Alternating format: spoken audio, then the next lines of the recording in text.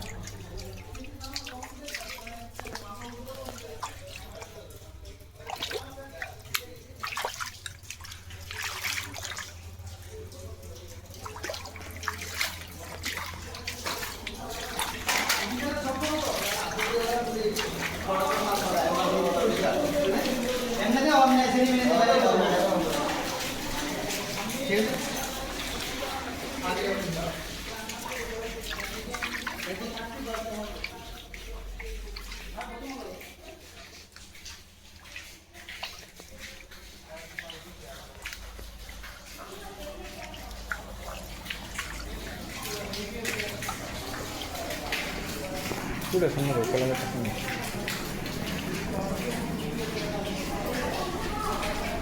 Udah.